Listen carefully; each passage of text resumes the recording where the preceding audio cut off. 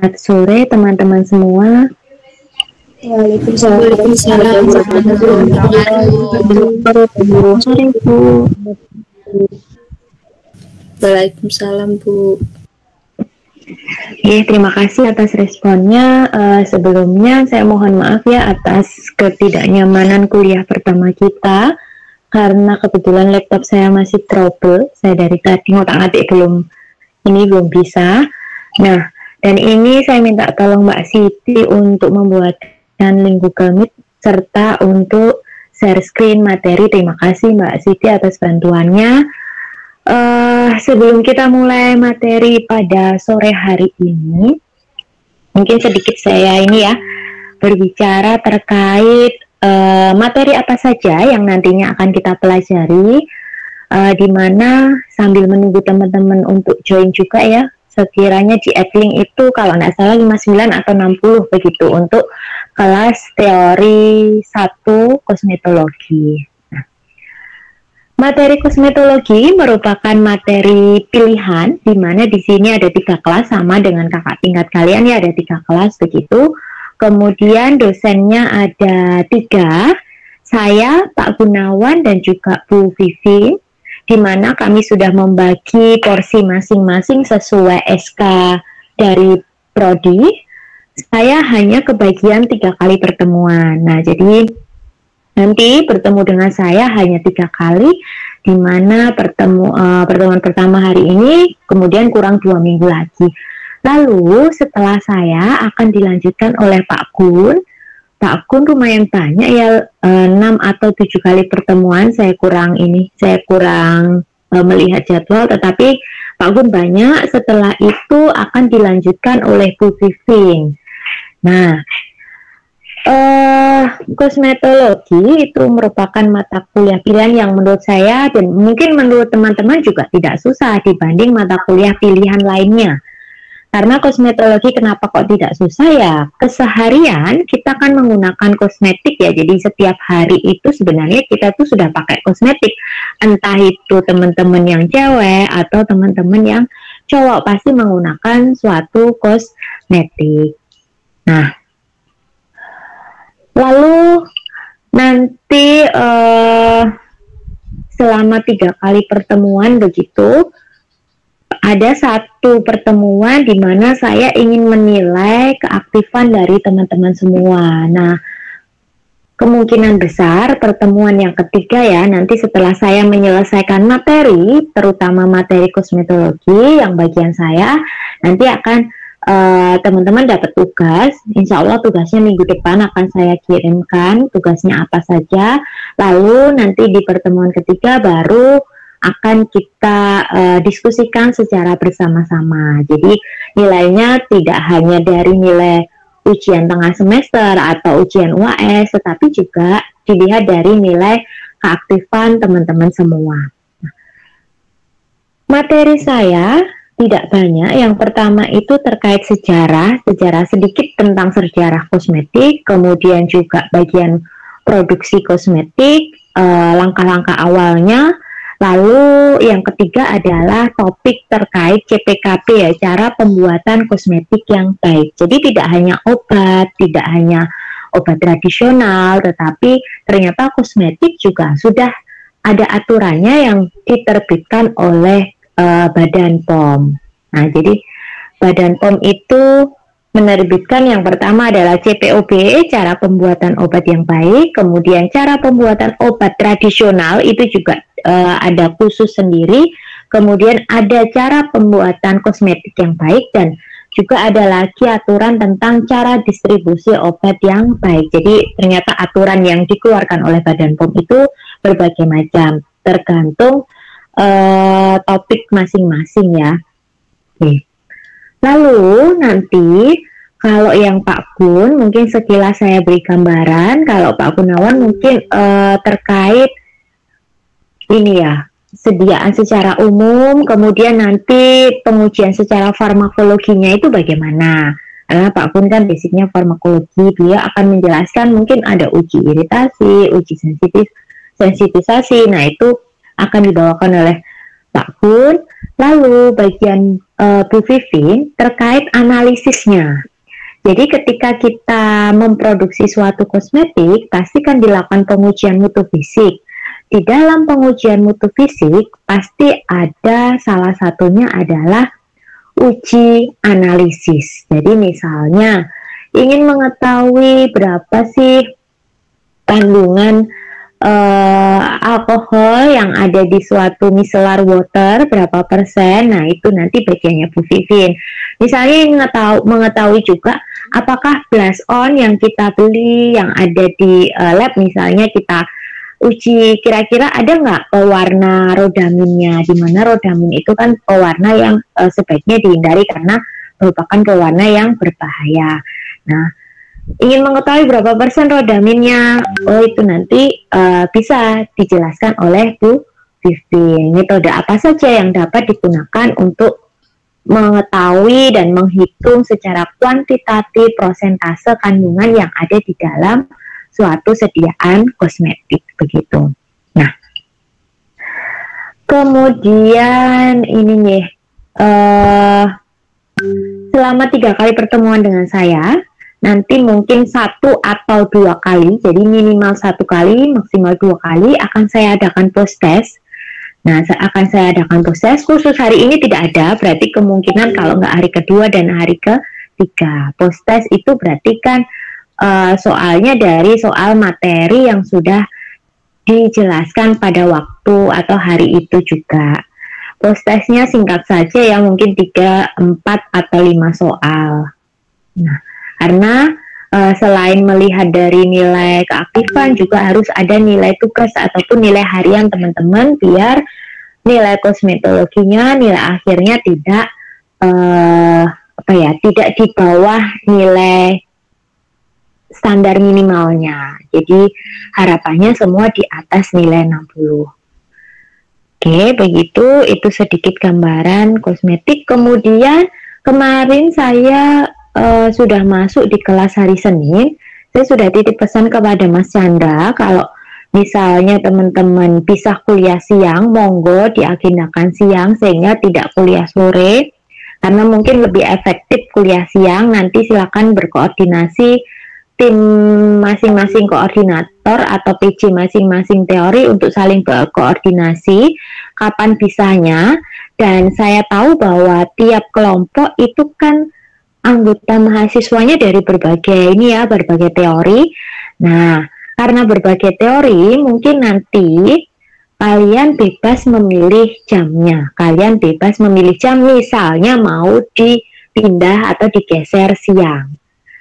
Nah, kalian bebas memilih jamnya. Nanti saya buatkan GC untuk memudahkan komunikasi, share materi, maupun nanti misalnya ada tugas atau mungkin ada link Google Meet.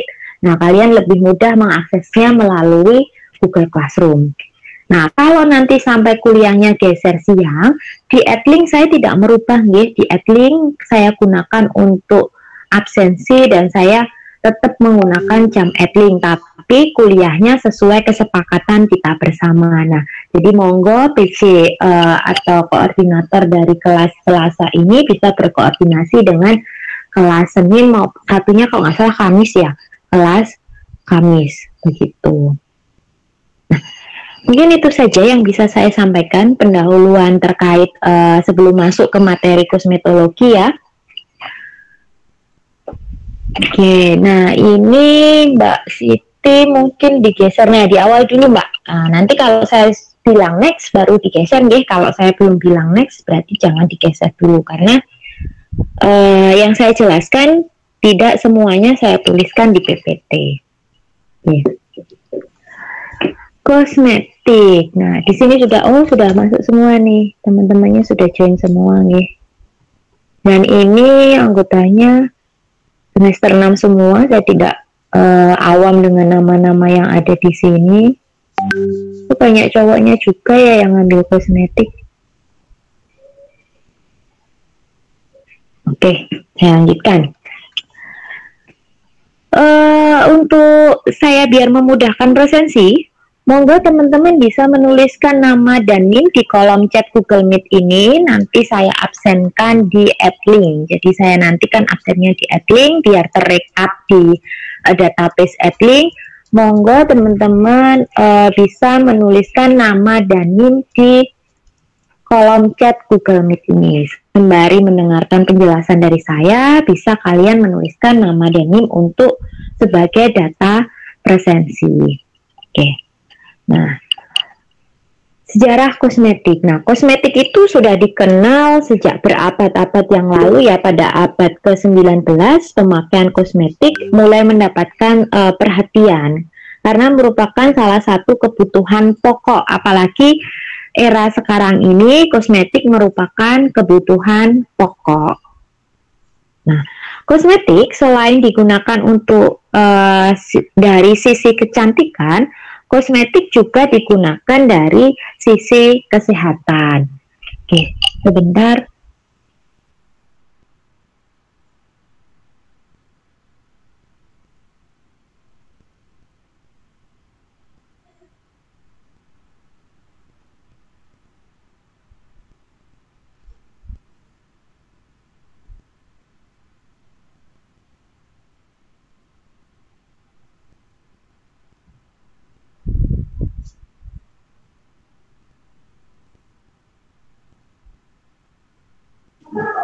Nah, kosmetik tidak hanya dari sisi kecantikan, tetapi juga dari sisi kesehatan. Nah, kalau kecantikan, pasti teman-teman tidak awam ya. Misalnya kita mau berangkat kuliah nih, apalagi sekarang kan teman-teman sudah mulai aktif minggu depan, sudah sebagian besar mahasiswa mengikuti perkuliahan secara hibrid ya. Jadi luring dan daring khususnya untuk teori, dan kebetulan kalau kosmetik kita online semua. Kemudian kalau praktikum kebanyakan adalah praktikumnya offline. Nah, sebelum kita berangkat ke kampus, pastikan teman-teman kalau pagi mandi. Nah, waktu mandi itu ternyata kalian sudah menggunakan kosmetik. Nah, jadi ternyata tanpa disadari teman-teman ketika mandi itu sudah menggunakan kosmetik. Nah, mungkin bisa disebutkan apa saja sih perangkat yang digunakan waktu mandi? Mungkin Mbak Anti Faidatus, hadir Mbak Anti Faidatus?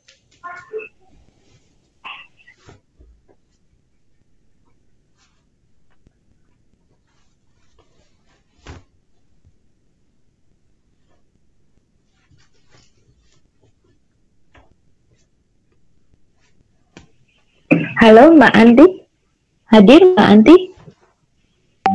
Merespon ya ini ya. Kemudian Mbak Arsyani hadir? Hadir, Bu. Oke, Mbak, kosmetik yang digunakan waktu mandi itu apa saja nggih? Sabun mandi, sabun muka, shampoo, sama odol. Odol, baik nggih. Jadi memang benar nggih, sesuatu yang kita gunakan untuk mandi itu merupakan salah satu jenis kosmetik, terutama kosmetik yang digunakan untuk menjaga kesehatan. Nah, tadi kan kosmetik itu dapat kita lihat dari sisi kecantikan dan juga dari sisi kesehatan. Kalau sisi kesehatan itu contohnya misalnya sabun mandi, sabun muka, sampo, pasta gigi. Nah, itu fungsinya untuk menjaga dan merawat kondisi yang ada di tubuh kita, khususnya secara ini ya, topikal, menjaga bagian sisi luar, eksternalnya, agar tetap terlindungi.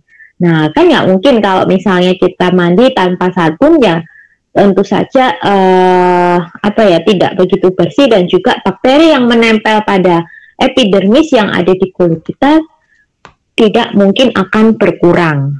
Nah, intinya berkurang ya, bukan hilang, karena kan di seluruh permukaan tubuh kita itu ada yang namanya flora normal. Nah, sebaiknya bakteri-bakteri flora normal itu jangan sampai dihilangkan semua, karena nanti di mana bakteri kan ada bakteri baik dan ada bakteri jahat. Kalau jumlahnya itu melebihi batas normal, ya itu yang bisa menyebabkan iritasi, luka pada kulit, kemudian ada penyakit kulit. Nah itu karena batasan bakteri yang ada di permukaan kulit tubuh kita melebihi batas normal. Kemudian kalau dilihat dari sisi kecantikan, nah sisi kecantikan nih, setiap kita setelah mandi pasti kita akan merias diri. Contohnya misalnya adalah kita pakai bedak, pakai sunscreen atau tabir surya, kemudian pakai eyeshadow, eyeliner. Nah itu adalah beberapa contoh kosmetik yang dilihat dari sisi kecantikan. Nah, kemudian berdasarkan perkembangan ilmu, kosmetik maupun industri itu dimulai secara besar-besaran, jadi berkembang secara besar-besaran itu pada tahun 1970. Jadi tahun 1970 di seluruh dunia mengalami kejadian yang benar-benar kosmetik itu berkembang secara pesat. Nah, kosmetik juga sangat berperan penting dalam dunia usaha ya, di mana kosmetik saat ini, khususnya saat ini itu lagi marak-maraknya, lagi banyak pebisnis atau produsen yang saling berlomba-lomba untuk dapat menciptakan kosmetik sesuai era saat ini. Nah, apalagi kalau kalian ini ya pakai sosmed itu kan rata-rata pasti banyak mengiklankan sediaan kosmetik dengan berbagai macam bentuk sediaannya. Kemudian ada yang bentuknya spray, kemudian ada yang nano spray. Nah, mereka kan berlomba-lomba bagaimana sih menciptakan kosmetik agar konsumennya itu tertarik dan tergiur sehingga menggunakan produk yang diproduksi oleh produsen tersebut. Nah, kemudian kosmetik itu melibatkan berbagai macam disiplin ilmu. Jadi tidak hanya seorang farmasis saja nih yang berkecimpung di dunia kosmetik, tetapi juga ada yang di bidang kedokteran, kemudian juga ada di bidang mikrobiologi, kemudian juga ada di bidang ahli kimia organik ataupun kimia fisika. Nah, kalau di bidang kedokteran, di situ kan lebih meneliti ya fisiologi yang ada di daerah kulit itu seperti apa sih. Nah, nanti kalau misalnya strukturnya ini berubah, kemudian apa yang terjadi pada sisi kulit atau bagian luar tubuh itu adalah dari sisi kedokteran. Kemudian kalau dari sisi mikrobiologi, mikrobiologi itu lebih cenderung meneliti adanya, salah satunya adalah bahan pengawet yang digunakan dalam formulasi dan juga pengujian pertumbuhan bakteri ya. Jadi kalau di industri farmasi atau mungkin industri kosmetik, di situ juga banyak melibatkan disiplin ilmu. Jadi kalau seorang farmasis biasanya dari mulai penelitian, kemudian nanti membuat, kemudian menentukan suatu pengujian mutu fisik apa saja yang dilakukan. Nah, lalu nanti biasanya waktu melakukan analisis atau quality control dari produk kosmetik itu melibatkan seorang yang ahli di bidang mikrobiologi. Fungsinya untuk apa? Untuk ngecek sediaan kita itu dalam batas normal enggak, bakterinya, kadar jamurnya, bakterinya. Walaupun produknya itu tidak dikatakan produk steril, semua produk kosmetik maupun semua produk obat pasti diuji mikrobiologinya untuk melihat berapa banyak bakteri yang ada di dalam sediaan tersebut. Harapannya untuk apa? Harapannya kenapa kok diuji mikrobiologi ya? Untuk agar sediaan kosmetik itu tetap stabil sesuai dengan batas kadaluarsanya.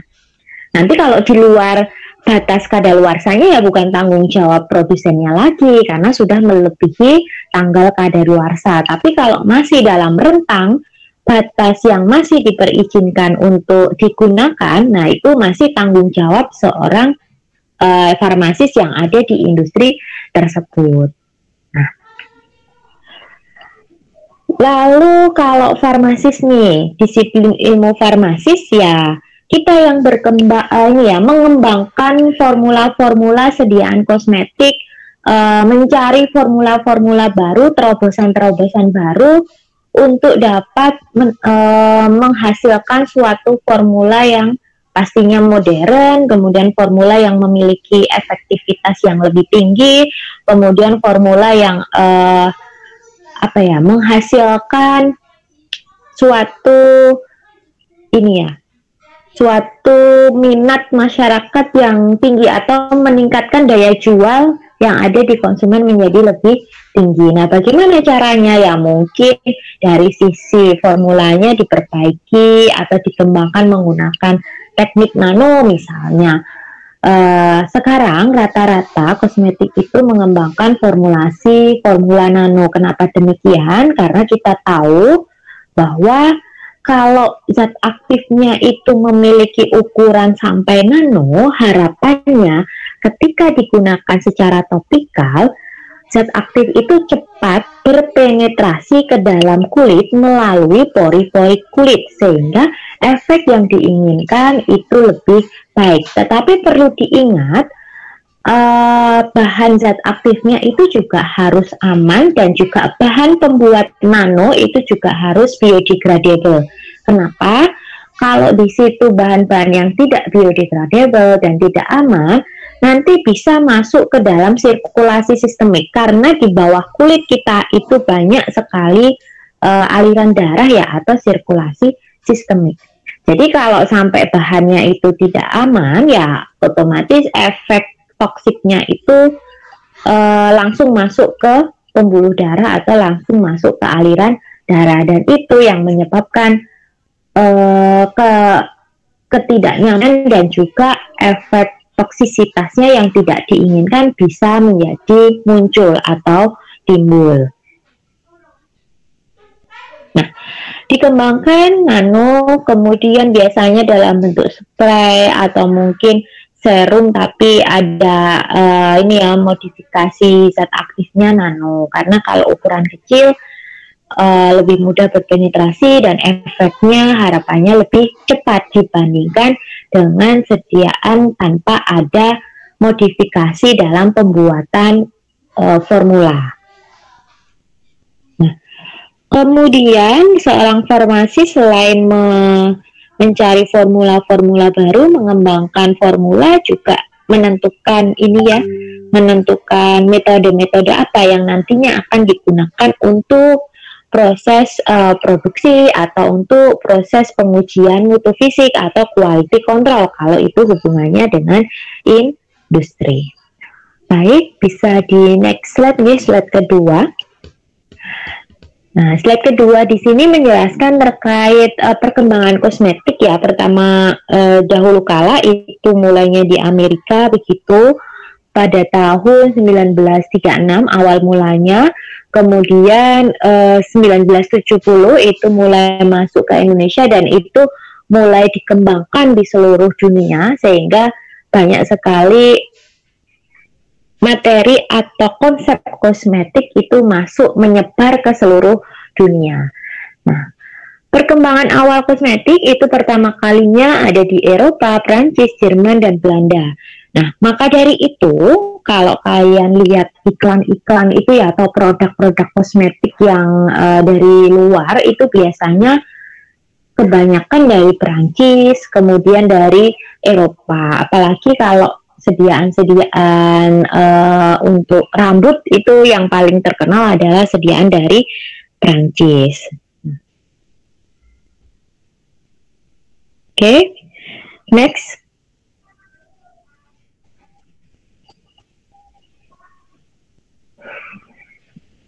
Baik, nah ini adalah penggolongan kosmetik berdasarkan peraturan ini ya, Menteri Kesehatan.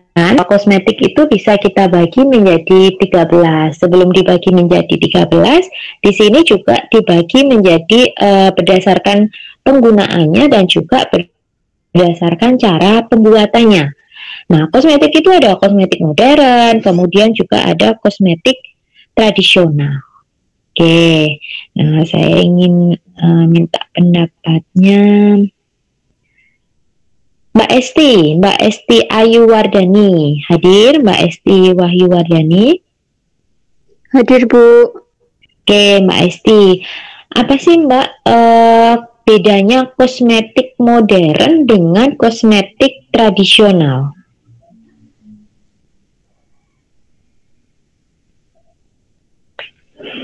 Bedanya apa? Yang Mbak ketahui saja.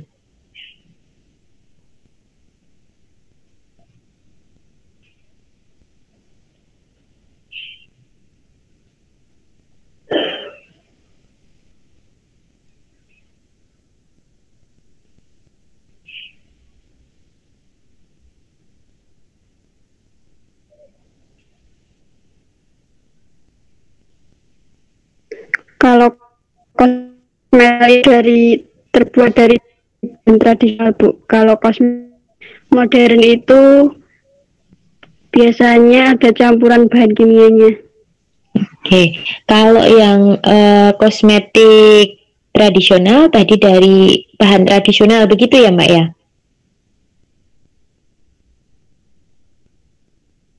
Ya, Bu. Oke, kalau yang modern dari bahan? Kimia. Dari bahan kimia, baik, terima kasih pendapatnya. Oke, kalau pendapatnya Mbak Karina Istanti. Mbak Karina Istanti hadir?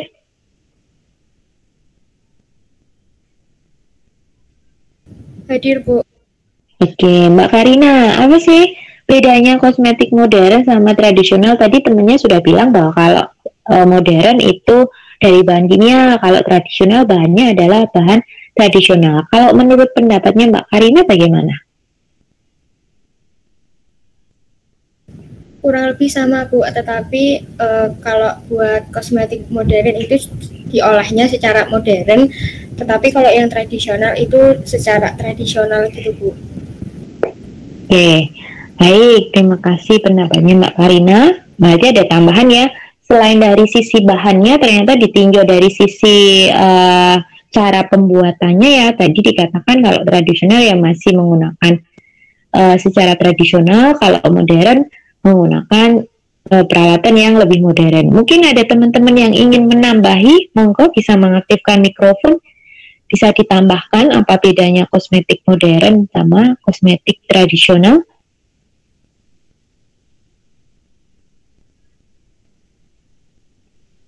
Silakan. Bisa saya Bu mau menambahkan. Satu-satu dulu, simpen dulu ini, Mbak Mutiah, Bu. Oke, silakan Mbak Mutia. Kalau untuk kosmetik tradisional, penyimpanannya bertahan hanya tidak lama, Bu. Tidak seperti kosmetik modern. Baik, berarti intinya stabilitasnya lebih, jaraknya lebih rendah atau ini ya rentangnya lebih pendek dibandingkan kosmetik modern, stabilitasnya lebih panjang, begitu ya Mbak Mutia? Iya, Bu. Oke, mungkin bisa ditambahkan Mbak Sherly, monggo.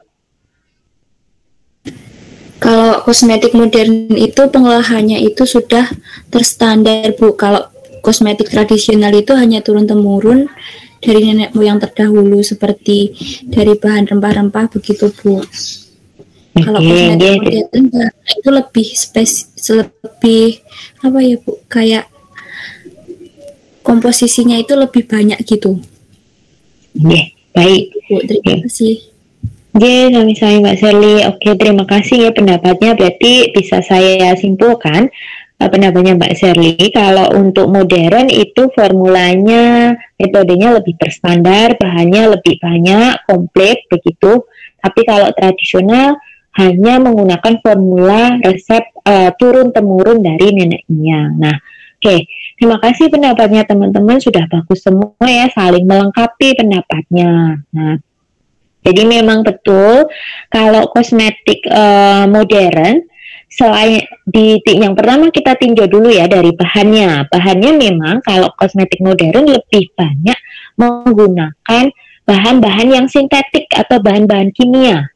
Karena apa? Namanya saja modern ya, harapannya ketika ketika kita menggunakan kosmetik modern ya menginginkan efek yang lebih cepat, yang lebih optimal, sehingga menggunakan bahan-bahan kimia yang banyak variannya. Jadi kalau kalian baca tuh kosmetik-kosmetik yang kalian punyai, kalau kalian lihat pasti pelembab itu kandungannya berbagai macam, sangat panjang sekali ya, ingredientnya apa saja kayak gitu. Tapi kalau bahan tradisional memang cuma tidak sampai 5 komponen bahan dibandingkan yang kosmetik modern. Nah, kemudian dilihat dari sisi teknologi pembuatan atau metode-metodenya. Nah, memang betul kalau metode dan teknologinya yang kosmetik modern itu pasti lebih baik ya, karena dia metodenya sudah pasti, sudah diterapkan, sudah ada standarisasi dan sudah ada trial and error. Kira-kira kalau menggunakan metode A dalam pembuatan tabir surya, nanti hasilnya bagaimana?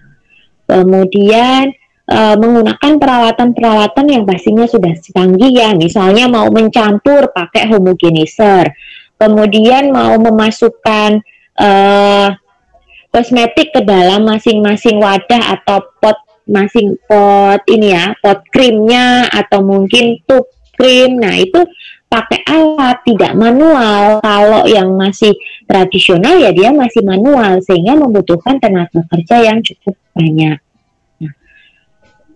Lalu selain itu tadi juga ada tambahan dari sisi stabilitasnya. Memang betul kalau ED-nya kalau kita lihat kosmetik modern pasti ED-nya 2-3 tahun ke depan, karena di situ menggunakan bahan pengawet yang konsentrasinya juga cukup tinggi ya dibandingkan kosmetik tradisional. Kalau tradisional biasanya kalau namanya saja tradisional, biasanya mengklaim tidak ada atau tanpa bahan pengawet misalnya itu.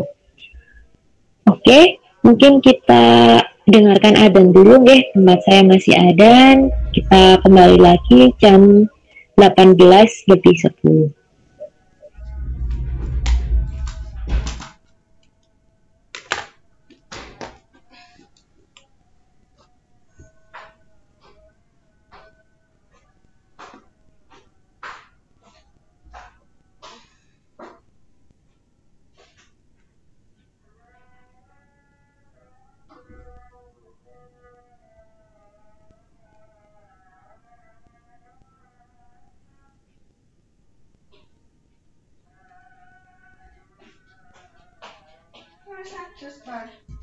Tolong.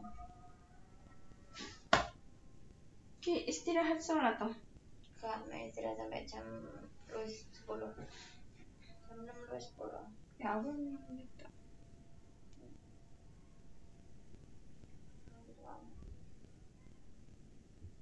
Aku udah jadi mau. Mana? Jam 5 kurang piro mau. Terus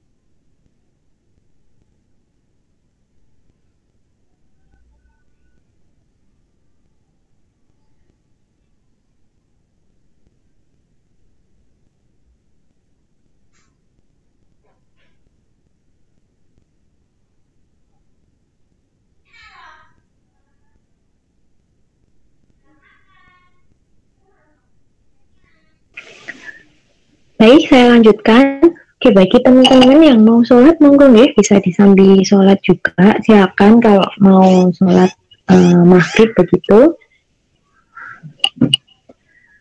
Saya lanjutkan, kita tadi membahas, berdiskusi terkait kosmetik modern dan kosmetik tradisional.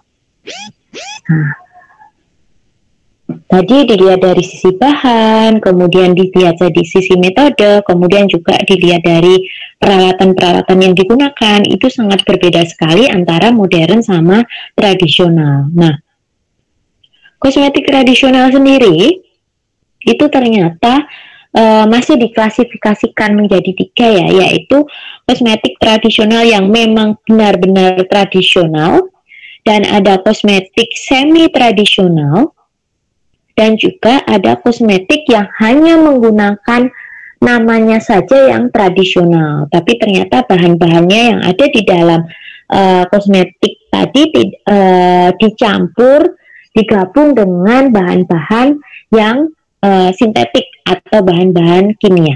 Nah, kalau yang betul-betul tradisional itu adalah memang dari bahannya, dari sistem pengolahannya itu masih sangat tradisional. Contohnya misalnya kita menggunakan beras. Beras itu kan bahan ini ya, natural begitu ya, alami. Biasanya beras itu bisa kita gunakan untuk lulur atau untuk maskeran. Caranya gimana? Dari sari pati berasnya, misalnya sisa bilasan air cuci beras begitu. Nah, kita simpan, kemudian kita enapkan 1 hari atau 2 hari, lalu yang mengendap itu bisa kita gunakan untuk masker atau untuk lulur badan. Nah, itu berarti kan dari sisi bahan, dari cara pembuatannya, itu masih menggunakan cara yang tradisional. Nah, kemudian ada kosmetik yang semi tradisional, berarti bahannya bisa menggunakan dari bahan-bahan tradisional, tetapi cara pengolahannya itu tidak tradisional, sudah menggunakan beberapa peralatan. Contohnya ini ya, produk-produk yang ada di pasaran itu rata-rata semi tradisional ya, karena memang bahan-bahan yang digunakan dari bahan-bahan alam, misalnya lidah buaya, kemudian ada daun teh, kemudian ada misalnya bagi siwak, itu. Nah, tapi proses pembuatannya, teknologi pembuatannya itu kan secara modern, sehingga bisa kita klasifikasikan bahwa produk-produk kosmetik khususnya yang mengklaim tradisional yang ada di pasaran itu merupakan kosmetik yang semi tradisional. Nah, itu penggolongan kosmetik berdasarkan sifat dan cara pembuatannya. Kemudian ada juga kosmetik berdasarkan kegunaannya ya, ada 13, yaitu misalnya kosmetik untuk make up, kosmetik untuk mandi, kosmetik khusus untuk mata, kemudian kosmetik yang digunakan untuk pewarna. Nah, misalnya kalau pewarna ya ada cat rambut, kemudian ada preparat kuku, misalnya ada pelembab kuku, kemudian ada pengkilap kuku atau ada kutek. Nah, itu adalah kosmetik-kosmetik berdasarkan kegunaan. Jadi lebih spesifik, digunakan untuk rambut, digunakan untuk mandi, digunakan untuk mata, kemudian digunakan untuk misalnya untuk wangi-wangian, misalnya ada kosmetik contohnya adalah parfum gitu ya. Nah, kemudian next slide Mbak, kita masuk ke pengertian kosmetik ya. Nah, di situ dijelaskan bahwa Mbak Siti mungkin bisa Nah, kosmetik itu merupakan sediaan atau paduan dari bahan-bahan yang nantinya siap digunakan pada bagian topikal atau luar tubuh, yang dimaksudkan bisa untuk membersihkan, untuk meningkatkan daya tarik terhadap lawan jenis atau dapat mengubah penampilan, karena dengan adanya kosmetik itu kita bisa menjadikan penampilan kita lebih menarik dibandingkan tanpa kosmetik. Nah, betul sekali ya, misalnya kita tanpa riasan itu kelihatan pucat, tapi kalau kita sudah berias itu kelihatan fresh. Nah, misalnya kalau kita menginginkan wajah yang glowing begitu ya, kita pasti menggunakan kosmetik yang pasti tujuannya untuk mencerahkan atau untuk membuat kulit misalnya menjadi moist atau untuk melembabkan. Nah, tanpa adanya kosmetik, kulit yang ada di luar tubuh itu pasti menjadi tidak menarik, misalnya kulitnya menjadi kering, kemudian juga nanti seperti kelihatan bersisik, kemudian juga banyak flek, kulitnya menjadi kusam. Nah, itu adalah kalau kita tidak menggunakan suatu kosmetik. Nah, kosmetik rata-rata yang digunakan khususnya di area wajah ya, di bagian kulit wajah, itu pasti dia bertindaknya untuk menghambat proses terbentuknya melanin. Karena melanin merupakan salah satu faktor yang dapat membuat kulit kita menjadi hitam ataupun kusam. Nah, itu memang alami ya, melanin itu diproduksi terus-menerus. Nah, dengan adanya kosmetik, misalnya tabir surya atau sunscreen atau nama lainnya tirai, itu biasanya mekanismenya adalah salah satunya menghambat proses terbentuknya suatu melanin, sehingga kulit kita tidak kusam, tidak ada flek-fleknya karena memang dihambat. Tetapi perlu kita ketahui proses melanin itu memiliki dampak positif dan dampak negatif. Dampak positifnya apa sih melanin itu? Dampak positifnya dengan adanya melanin kita dapat terlindung dari paparan sinar UV atau sinar ultraviolet.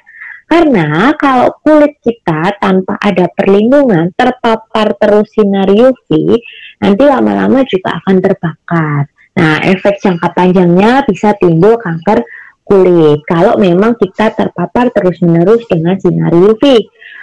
Tapi kalau sisi positifnya kita menghambat proses terbentuknya melanin, yaitu tadi kulit kita tidak kelihatan kusam, kemudian flek hitamnya juga bisa diminimalisir, kemudian juga spot-spot hitam warna kulit yang menjadi gelap juga bisa kita minimalisir. Nah, itulah sisi positif kalau kita menghambat proses terbentuknya melanin.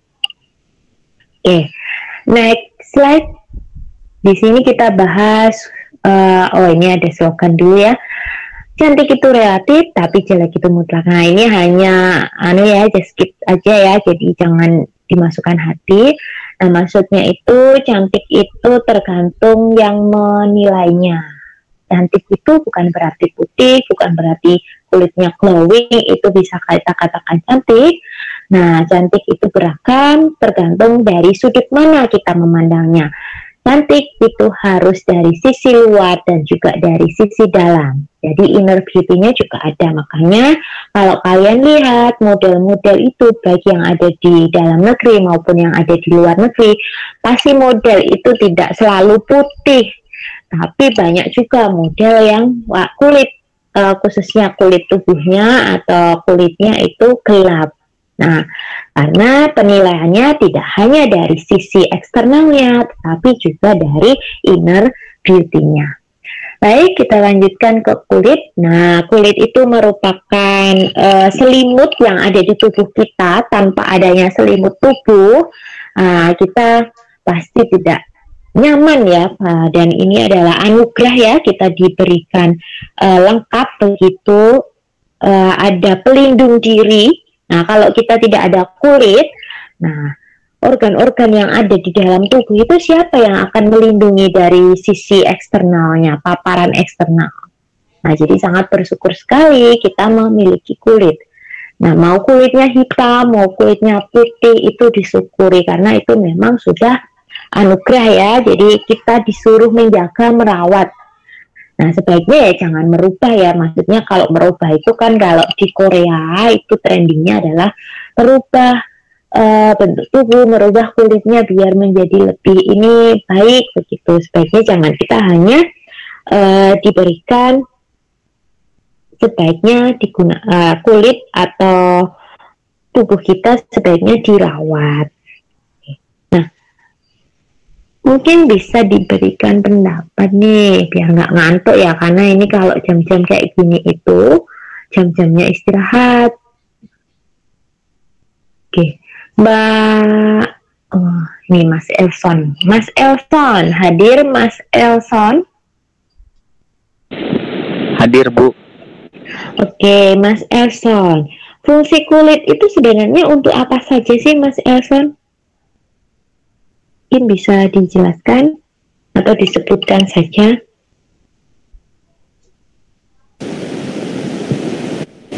Fungsi kulit untuk ini, Bu, menyesuaikan suhu tubuh jadi selimut kayak gitu, Bu, tadi kata Ibu. Oke, menyesuaikan suhu tubuh atau untuk mengatur suhu tubuh begitu ya Mas Elson ya? Ya, Bu. Oke, terima kasih pendapatnya Mas Elson. Oke, lagi ya, masih banyak nih fungsi kulit itu. Mbak Cian Funda, Mbak Cian Funda hadir? Mbak Cian?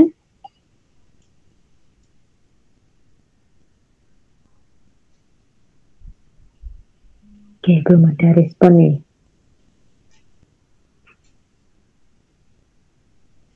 Mbak Nadia Sherly hadir? Fungsi kulit. Melindungi organ dalam bisa nggak, Bu? Kayak tulang, jaringan otot gitu bisa nggak, Bu? Oke, ini dulu ya, ditampung dulu untuk melindungi organ yang ada di dalam tubuh. Baik, terima kasih Mbak Nadia. Mbak Novi Puspitasari, Mbak Novi hadir? Hadir, Ibu. Oke, fungsi kulit selain yang sudah disebutkan temannya tadi apa lagi, Mbak? Sebagai tempat pembuatan vitamin D mungkin, Bu, atau sebagai tempat untuk menyimpan kelebihan minyak dalam tubuh. Oke, terima kasih Mbak Novi. Lanjut Mbak Rifa hadir?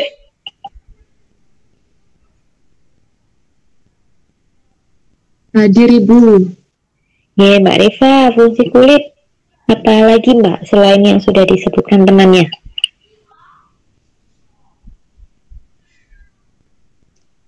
Sebagai indera peraba, Bu.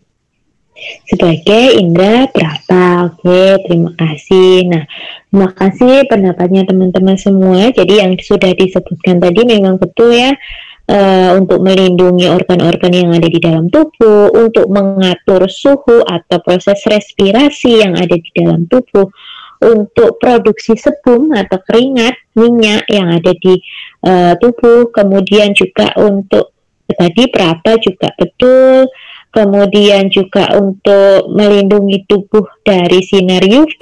Selain itu, kulit itu merupakan salah satu tempat untuk memproduksi pigmen melanin tadi ya, pigmen warna hitam tadi.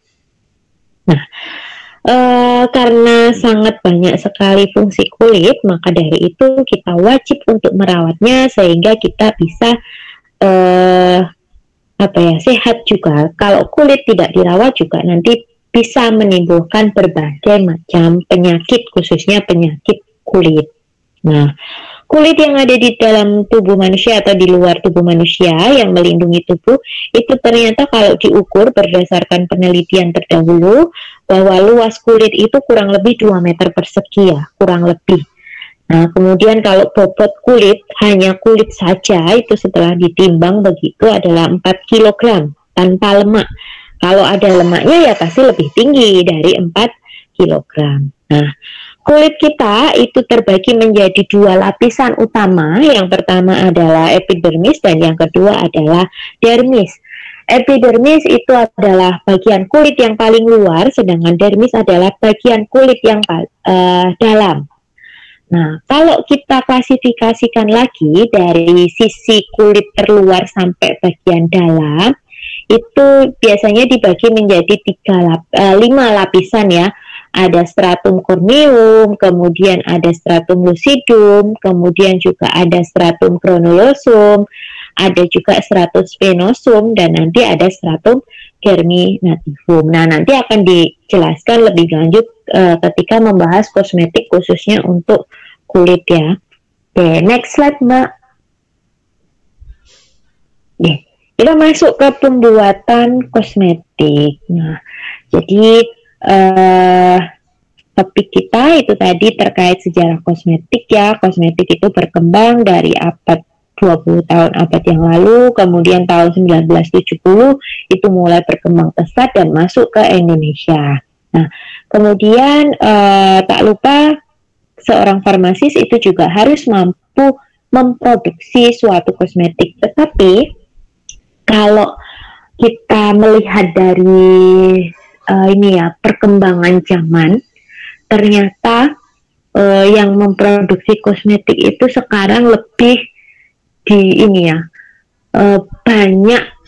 banyak sekali produksi kosmetik itu bukan ahli farmasi, tapi yang penting punya modal, punya uang begitu ya. Contohnya banyak ya yang dari Malang, kemudian yang Jakarta, Bandung itu juga banyak sekali. Mereka ada modal, kemudian memiliki gagasan, kemudian bekerja sama dengan seorang yang ahli dalam kosmetik, pastinya ya farmasis ya, untuk memformulasikan formula-formula yang nanti dapat menghasilkan sediaan kosmetik dengan mutu fisik yang baik dan stabilitas yang baik. Makanya kalau kita seorang farmasi sebaiknya jangan mau kalau lahan kerja kita diambil orang lain. Sebaiknya ya kalau kita punya keahlian di bidang farmasis dalam memformulasikan sediaan-sediaan kosmetik ya, paling nggak kita jadi ownernya ya, jadi yang punya begitu. Nah, paling tidak ya mulai dari home industry. Banyak sekali ya sekarang itu kosmetik yang home industry atau dikerjakan secara ini dari di rumah begitu, kemudian kita buat yang manual dulu, nanti dipasarkan. Kalau daya minat masyarakatnya tinggi, biasanya kita kembangkan lebih modern. Nah, cuma kita juga harus melihat dari sisi cost-nya. Kadang kita itu daya jual kita itu kalah karena banyak sekali atau marak sekali produk-produk kosmetik yang dari luar negeri. Sangat murah. Kalau kita jalan-jalan di ini ya toko kosmetik begitu, ada masker, kemudian sekarang tuh banyak sekali masker ya, masker, kemudian yang untuk nyabut komedo, harganya tuh murah banget, 3.000, 2.000, 5.000. Wah, sangat murah. Dan kalau kita cek itu adalah rata-rata dari produk-produk luar negeri. Nah, saya sampai heran kok bisa ya menekan harga semurah ini, padahal kalau kita buat sendiri harganya pasti melampaui harga yang ada di pasaran. Padahal itu sudah dikemas dalam bentuk kemasan yang bagus ya, sudah dikemas dalam kemasan yang bagus, kemudian juga desainnya juga menarik. Nah, bisa kadang-kadang kalau mau memulai usaha itu juga mikir-mikir bagaimana caranya kita bersaing dengan produk-produk yang sudah ada di pasaran dengan harga yang murah. Oke. Nah, kemudian kalau kita ingin memproduksi kosmetik atau membuat kosmetik, pasti yang pertama kita harus punya ide. Target kita apa dulu? Targetnya kosmetiknya digunakan untuk apa? Misalnya untuk kulit tubuh. Nah, kulit tubuh berarti kan melingkupi tangan, kaki, seluruh yang ada kulit yang ada di tubuh. Nah, berarti kira-kira kalau untuk kulit tubuh misalnya pingin whitening ya bisa mengarah ke lotion atau mungkin bisa mengarah ke apa ya, scrub atau lur. Nah, kalau pengen mengarah ke whitening wajah ya berarti bisa kita pakai bentuk sediaannya, pilihlah krim atau mungkin bentuk sediaan gel. Nah, sekarang itu lebih marak ya dikembangkan dan juga minat masyarakat lagi tinggi-tingginya itu menggunakan serum. Nah, Jadi masyarakat yang ada khususnya di lingkungan sekitar kita sangat banyak sekali yang menggunakan serum. Nah, kenapa sih minat masyarakat itu lebih tinggi menggunakan serum dibanding bentuk sediaan krim atau sediaan lainnya? Khususnya untuk whitening ya, kalau serum itu kan klaimnya biasanya rata-rata untuk memutihkan biar glowing begitu. Nah, saya ingin bertanya, Mbak Widya, oke, monggo silakan Mbak. Siapa ini? Menurut saya itu serum itu viskositasnya rendah ya Bu, jadi bagus untuk di kulit, lebih menyerap juga di kulit, begitu Bu. Oke, terima kasih Mbak Siti. Serum viskositasnya rendah sehingga lebih mudah menyerap atau mudah berpenetrasi di atas kulit begitu ya. Mungkin teman yang lain ingin berpendapat kenapa kok serum itu menjadi pilihan yang utama saat ini yang lagi ngetren.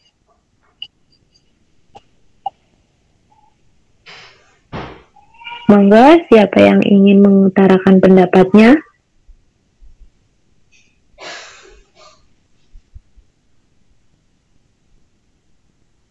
Nah, ini kan banyak cewek-ceweknya nih, pasti kalau kita survei 60% pasti pada menggunakan serum ya, apalagi kalian usia-usia yang ini ya, usia yang produktif. Nah, produktif dalam menggunakan kosmetik. Monggo siapa yang mau berpendapat?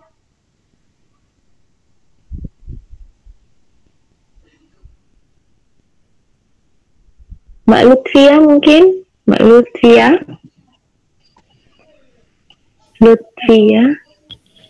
Mbak Lutfia, kenapa sih kok lebih sekarang ini kok lebih diminati bentuk serum begitu? Karena lebih mudah dalam pengaplikasiannya juga Bu.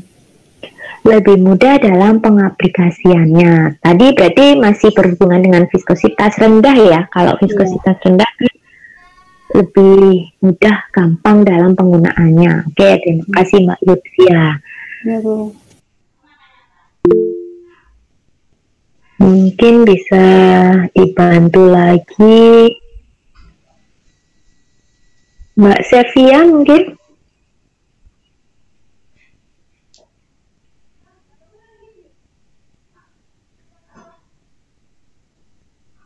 Mbak Sevia hadir?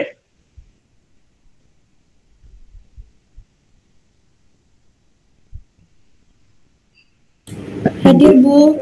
Oke, Mbak Sevia, kenapa sih cenderung memilih serum, Mbak?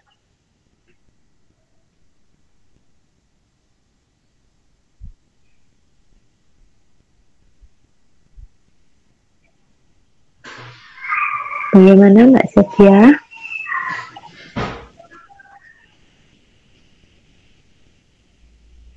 Mungkin karena sama seperti Lutfia Bu, penggunaannya lebih mudah, terus gampang khasiatnya lebih langsung gitu di wajah, terus bahan aktifnya lebih banyak. Oke, terima kasih Mbak Sevia atas pendapatnya. Oke, sebelum kita bahas, teman-teman kalau lihat iklan di TV atau lihat iklan di sosmed, kalau terkait serum, itu biasanya iklannya gimana sih? Yang lebih diunggulkan gimana? Efeknya biasanya lebih apa?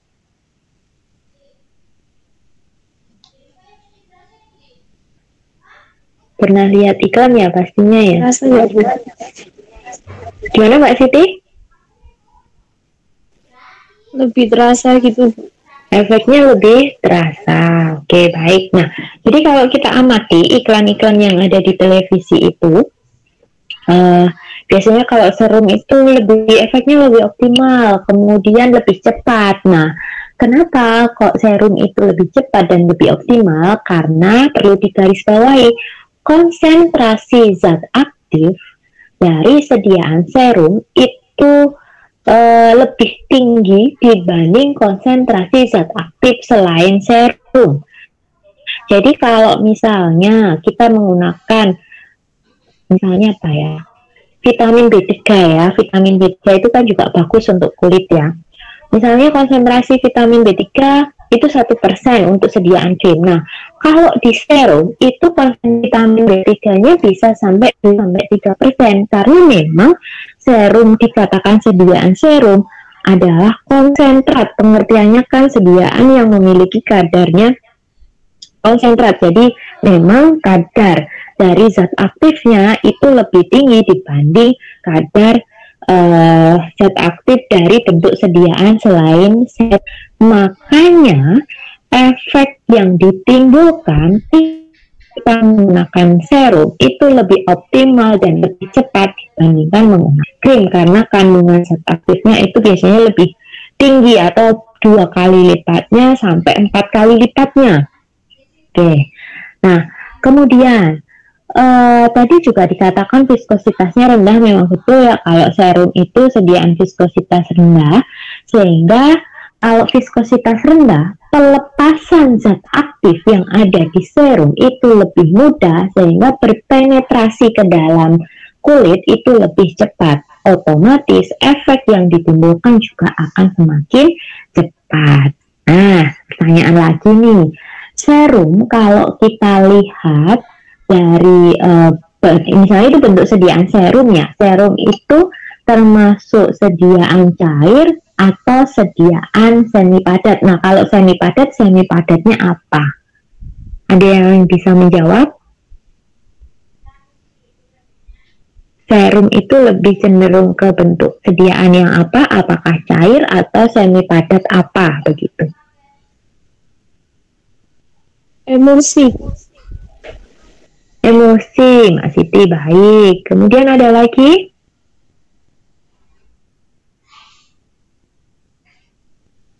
cair juga Bu. Betul? Tadi pendapatnya Simon deh, suaranya kecil.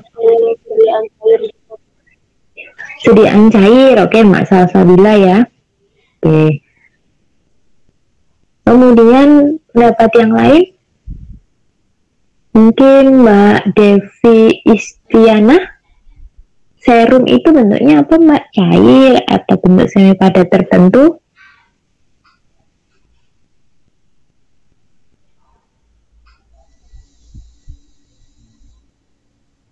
Mbak Devi masih hadir ini? Mbak Devi Istiana. Hadir Bu. Oke, Mbak Devi, sediaan serum itu bentuknya apa Mbak? Apakah cair atau semi padat tertentu?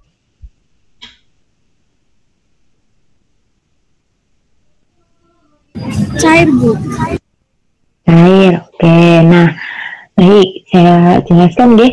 Serum itu sebenarnya bukan bentuk sediaan cair ya. Kalau cair itu kan benar-benar cair. Apa ya, mudah dituang, memang mudah dituang. Cuma kalau serum sebenarnya adalah bentuk gel dengan konsistensi yang rendah atau dengan viskositas yang rendah. Jadi kalau kalian buat serum pasti ada salah satu bahannya adalah gelling agent. Nah, di situ gelling agentnya konsentrasinya rendah karena akan mendapatkan serum dengan viskositas yang rendah. Kenapa kok viskositasnya rendah? Ya harapannya tadi biar pelepasan zat aktifnya lebih cepat dibanding dengan viskositas yang tinggi. Nah, kemudian kok dia termasuk gel?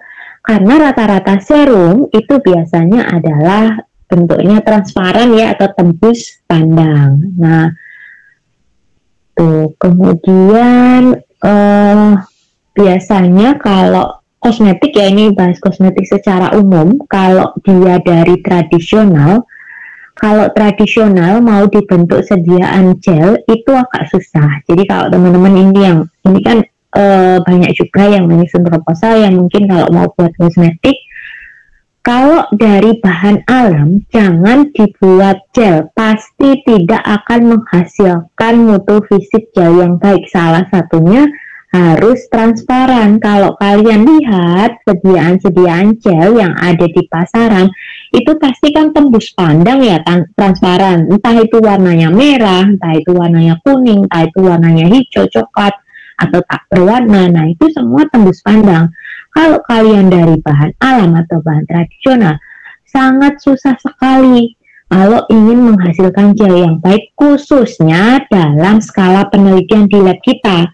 Tapi kalau sudah masuk ke suatu industri, bisa saja dari bahan alam kita buat suatu gel dengan mutu fisik gel yang baik, karena dengan teknologi tertentu ya, jadi dengan cara disintesis, diambil sarinya atau kita ekstraksi khusus bahan tertentunya saja, sehingga nanti menghasilkan gel dengan mutu fisik yang baik atau transparan. Nah, salah satu solusinya biasanya kalau tetap pengen gel ya kita buat emo gel, jadi emulsi gel begitu ya. Kalau emulsi gel kan tidak, bentuknya tidak transparan atau tidak tembus pandang. Nah, dalam proses memproduksi kosmetik seperti obat ya, pastinya memproduksi kosmetik ataupun memproduksi obat-obatan, langkah-langkah awalnya ya pasti memilih formula, kemudian pemilihan metode, kemudian rencana proses produksi dalam skala besarnya bagaimana, kemudian proses produksi, kemudian yang terakhir adalah bagaimana pengujian mutu fisik dari formula-formula yang sudah kita buat. Oke, nah ini adalah langkah-langkah untuk melakukan proses produksi kosmetik. Oke, baik. Begitu untuk materi kosmetik yang bisa saya sampaikan hari ini. Mungkin kita lanjutkan minggu depan deh, karena masih pertemuan awal-awal, biasanya kita pemanasan dulu.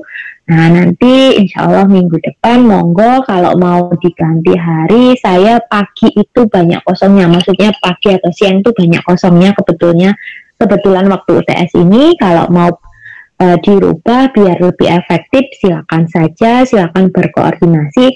Jangan takut, teman-teman bisa memilih jam yang bisa ya, jadi ada 3 alternatif nanti pastinya. Bebas kalian milih yang mana saja, yang penting kalian bisa mengikuti, bisa memahami materi kosmetik, khususnya dengan saya nanti kalau sama Pak Kun sama Bu Vivin mungkin bisa konsultasi lagi jamnya apakah tetap malam atau mau siang. Oke, mungkin itu saja yang bisa saya sampaikan. Kita akan kembali lagi bertemu di minggu depan insya Allah. Semoga teman-teman selalu diberi kesehatan dan tetap jaga protokol kesehatan deh, karena belum berakhir pandeminya, tetapi teman-teman harus tetap siap siaga masuk kampus begitu. Dan juga saya terima kasih kepada Mbak Siti sudah membantu saya sehingga dapat berlangsung kuliah pada sore hari ini. Matur nuwun. Mohon maaf jika saya ada salah-salah kata, mohon dimaafkan. Mungkin saya tutup dulu, kita jumpa lagi minggu depan. Akhir kata, wassalamualaikum warahmatullahi wabarakatuh.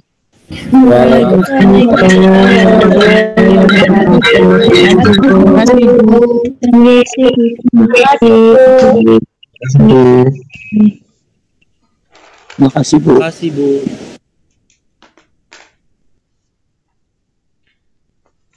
Sholat istri